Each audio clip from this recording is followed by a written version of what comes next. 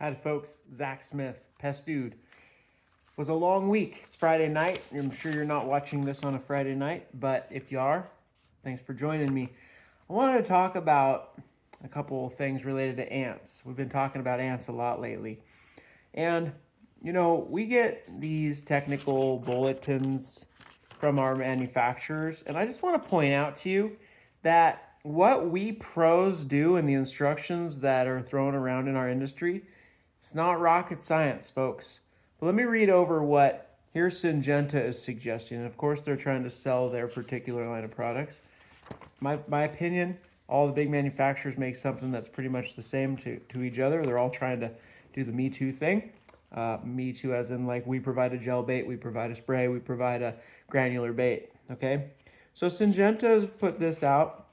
It's professional pest management ant service guidelines. Part of here at the Pest Dude, what we're trying to do is show you what the pros do so that you can either hire a pro and know what you're paying for and make sure that the technician that is giving you the spiel makes sense, or so that you can do it yourself, because you can buy most of these products or something just like them, and we usually try to point something out that you can buy. So we have a bunch of stuff for ants on the Pest Dude page, or reach out and ask, okay? So first of all, it talks about inspection. Of course, that's IPM. We've got to be looking, IPM stands for integrated pest management, but really I like intelligent pest management. And I learned that turn of phrase from my mentor, Don Cox, the tree doctor. Cool guy. Anyway, intelligent pest management says, well, let's look around and see what's going on, right? Big part of pest control work is detective work, observing the scene. What are they feeding on? Where are they coming from? Where are they going? Okay. What conducive conditions are at play? So let's get down to it. Focus on potential ant trailing and nesting sites, often on the exterior of structures. Okay. Where would ants trail? Ants like to walk along edges, and they like to walk along seams in concrete. They like to walk along the edge of boards on a fence. That's what they're talking about. Look at the places where ants normally will walk, because you're probably going to put down a spray product where they might walk in the future. Okay, let's see where they go with this. Search for ant trails and nesting sites early in the day or at dusk night, when ants are typically foraging, to help increase service success. Early in the day or at the end of the day. Tip and tail of the day. Ants will often hide out during the heat of the day. So you're going to get more ant activity when it's not peak heat, peak midday. Look in the right harborage areas. So here in pest control world, we call hiding places or housing or, dens and nooks and villages harborage. Okay, harbor, think about harbor. It's where you park your boat. This is where they park their life. This is where they go back to. This is where they reproduce, okay, harborage areas. So with ants, since they tend to live in the ground, most species we're dealing with here are going to live in the ground. It says right here, look for ant activity or the signs of ant hives in soil, under objects and debris, bricks, stones, firewood, as well as areas with standing water. Ants are thirsty buggers. All right, next. Inspect trees and shrubs for insects that are honeydew producers. Okay, if you have, first of all, look at all your trees and shrubs. Do you see trails of ants going up and down the trunk? Then you don't even need to identify if you've got honeydew producers. You do. If ants are going up and down the trunk of your trees and shrubs, there are aphids, scale, mealybug, or whitefly in those plants. Many ants, especially Argentine ants, thrive on the waste product of aphids and their friends. Basically, aphid poop is sweet, sweet, sweet sugar, okay? Not too shabby for a bug. Poop pure sugar. All right. Inspect edges along foundations, sidewalks, driveways, curbs, and adjacent landscape beds, and note all areas where ants are found. Sometimes I feel like they're just adding words. I think we already covered this in places where ants could trail, but now you know.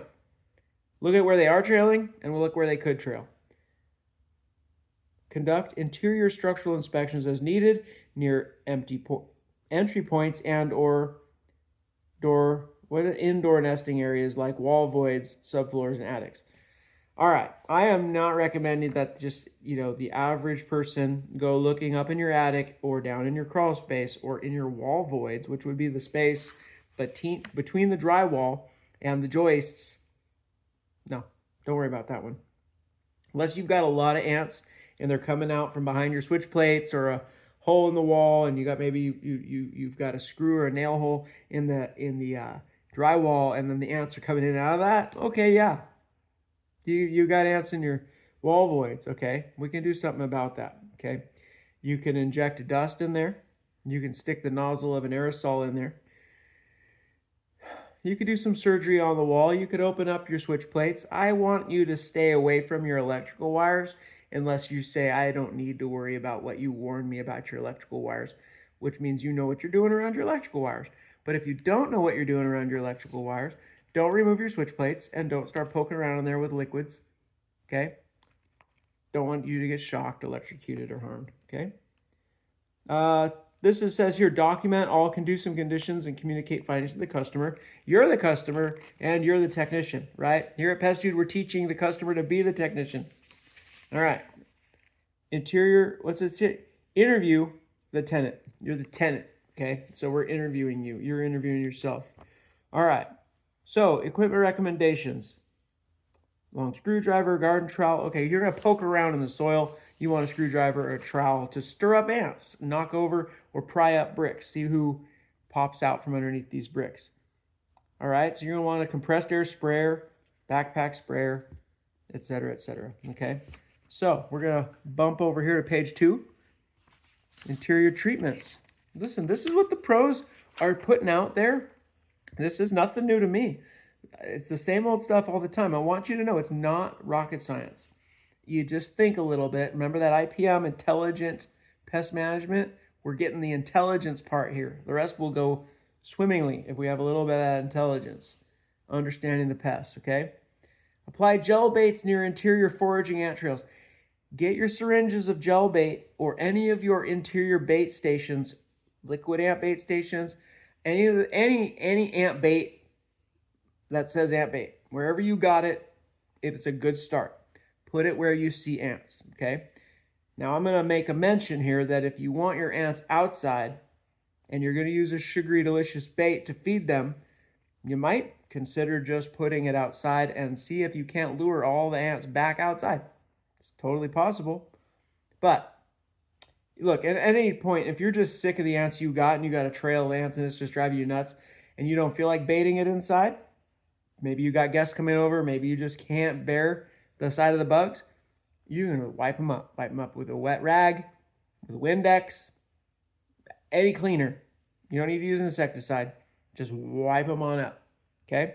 And then put your bait where you don't have to look at it. Excuse me. All right. What else has it got here? Dry flowable baits, overly complex. Don't worry about it. If an interior liquid spray application is necessary, consider using a non-repellent. We talk about this all the time. Just use Alpine WSG. There's many products out there. One that's easy to remember and works and can be used indoors and out is Alpine WSG. I don't make any money from Alpine WSG. Maybe if you buy it from Amazon, I get sometimes a small commission, and it ain't much. But Alpine WSG is very versatile and it's non-repellent, which means the ants won't know that it's there, which means not only will they pick it up and take it back to their harborage, their hive, and spread it around, they'll die, hours to days later. Where am I? Minimize product application volumes and risk for non-target exposure. Okay, this is a big one for Pest Dude users, customers, my friends. Do not saturate or bomb the heck out of your interior of your home with pesticide. I say it all the time. Follow the label. A little goes a long way. No need to just paint the walls with this stuff. Okay? Just coarse spray, enough that they walk through it. When it dries, it's still there. Don't spray it anywhere where you're going to eat, put food, Put it under your cabinets, put it along the edges of the baseboard, places where you know ants are walking or will walk or have walked in the past. Spray those pathways, okay? If you don't know where they're going to walk, don't apply the product, okay? Use a bait. Baits are great for ants. Exterior treatments. Spray coarse fan of residual insecticide around the structure's foundation, creating a complete barrier with no breaks in the treatment zone. Just use Alpine WSG. Spray it around the whole foundation of your home. Foot out, foot up, 2 foot out, 2 foot up. But read the label. It's going to be specific on there. You want the idea that there's a barrier. Any bug that's going to walk onto your home has to walk through that barrier. And you can spray around the outside of your windows and doors and all that. All right, next one. Yep, 2 feet up and 3 feet out is what this says. Read your label. Don't ask me to memorize every label. I don't just walk around memorizing labels. I read my labels and remind myself. I use a lot of products. Little bit out, little bit up. That's the way to go. All right. Make spot or crack and crevice treatments around vents, utility penetrations, window frames, doors. Any place that there's a seam, a fissure, a crack, a crevice, that's a place a skinny little ant can fit in. So put a little bit of this spray around those areas too. Okay. Treat edges of sidewalks, patios, flower beds, and other areas where ants generally forage. Make sure you use a product labeled for that. Okay. You can spray the landscaping, not your edible landscaping, with Alpine WSG. You can use a lot of products in the landscaping, but we've got to be careful because a lot of things that are pyrethroids flow away with the rain and they go kill everything in your watershed. They're very toxic to the food chain. We're just trying to be good stewards with using these products. All right. Sorry, I don't have my readers, getting a little old here with the eyes. Spray around other harborage areas. Yeah, remember if you went looking around the bricks and the stones and the mulch and all these things? Now, if you're treating your not edibles, so no citrus, no fruit trees, no veggies, if you're treating those non-edibles, you can spray the trunks of your shrubs and trees with Alpine WSG, and it'll go, the ants will walk up and down and pick it up. All right. Where else am I? Where am I here? Keep you guys going. They talk about using a granular bait.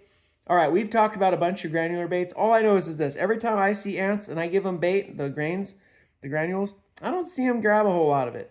It's cheap and it's maybe cheap insurance, so throw it out there because it can't hurt. But I'm not seeing them hauling it back in general. I know that all these companies wouldn't make it if it didn't work. All right. Gel baits may also be used in crack and crevice applications on the structure, in or on trees where ants are found. So your syringes of gel bait, you can put beads according to the label, read your labels, and you can put the gel bait on your trees, just places that aren't going to sit in the sun or in the rain because it'll just ruin the bait. And also, if you use a backpack blower to blow the leaves around your yard and all that dust and dirt will just stick to the bait and contaminate it. All right. Don't apply repellent pesticide sprays on top of or around your granular baits or your gel bait. Don't use something, look, I'm not going to get you to memorize every pesticide out there, but some is like spicy hot to the ants and some they don't know it's there. Spicy hot stuff is an immediate repellent deterrent and they die quickly. That's fine for a lot of your bugs. But if you want ants to trail your stuff back, the poison, the active ingredient going back to the hive where the queen and the larva are, use it on repellent. Okay. Dry flowable baits can be applied to treat slab foundation penetrations. Okay. Dry flowable, think about it like talc, a fine dust insecticide. Okay. So I hope that's helpful because what I want to sum up here. Okay. I'm going to move my hand because my arm's getting tired and Pest Dude needs to invest in a tripod. But I just do these when I'm inspired. Look, I'm not some sort of fancy production company. I'm not out here trying to blow you away with entertainment videos. I want to talk to you about the stuff that goes on in my head all week long when I'm running my pest control business, okay? Smith's Pest Management, by the way, we're trying out some black hats. I'm not sure how much I love it. When you are trying to deal with pests, you have to think like a pest. Once you think like a pest, where do you go and what do you eat and where do you make your babies? And how do we, pest pros, interrupt something in that? Okay? If we interrupt something in that, the pest problem goes away, right? If you don't have anything delicious to eat for the ants, they might not come inside. If you have something delicious to eat for the ants, they will come inside. So keep it tidy, folks. Like any other bug in the house, if you're getting in the house and they're feeding on something, take that food away from them. Okay, what else? You can buy any pesticide. Any pesticide that I can get, you can get. And if you read the label, you're reading the same label I'm reading. I'm following the same label instructions you are. I don't have any trick. There's no tricks. Maybe some pest companies might be mixing some Termidor, which is supposed to be, the silver bullet for ants. But don't be doing that. You don't need that. You'll hear Termidor's magic stuff. Undoubtedly it is. But you don't need to rely on a magic chemical to solve your problems, okay? Thinking about this like the bug. You're going to treat where they live when you go outside and you follow the trails around outside. Soak the hive. Put out liquid ant bait for your sweet feeding ants and keep it fresh and keep it going and put it every 10 feet around the house if you need to. If you've got a lot of ants and you just can't get on top of it, go around the house with your liquid ant bait and keep replacing it. This stuff is not that expensive when you consider getting long-term control is really worth quite a lot to you. And if you're going to pay a pest company to do this, they're just going to do the same thing. They're going to douse the outside of your house with Termidor or Alpine WSG, and then they're going to soak all the hives they can find, and then they're going to put out ant bait stations. Okay? You can do that too. All right. I think I'm going to wrap this up. I don't need to talk just to hear myself speak. I may be prone to do that. If you have questions, comments, concerns, you want to talk trash to me, whatever, comment on the video or go to pestdude.com and comment or use our forum there to ask for advice. We like to interact with all y'all because my goal is that you don't get ripped off by a pest company, that you do it yourself if you're going to be safe and follow the label and wear your protective equipment. And you can teach people how to do this yourself. I can't get all around the country. I'm just in the Bay Area, San Francisco Bay Area, okay? You can do this if we get contacted from across the nation. That's what started this whole thing. Here at Smith's Pest Management, we're getting asked to take care of all these bugs and other issues all around the nation because my website pops up, okay? And I go, well, how can we help them out? I like the word dude. All my life, I just was like, the word dude is a fun word. I've always called my friends dude. Sometimes I just say dude like you might say the F word. And so when we were talking what are we going to call the other channel? I was like, the Pest Dude. It's memorable, it's easy, and it's just kind of my word. So, right on, dude. Go out and get your bugs. Hit me up with any questions, comments, or concerns. I am approachable, okay? And if you think I'm full of baloney, let me know. I get some comments that are like, oh, that's a waste of time. All right, fine. If you just want to throw rocks. But if you want to tell me how I can do this better, let me know. What do you want to know? But I'm going to cover the big ones, right? The recurring pains in the butt.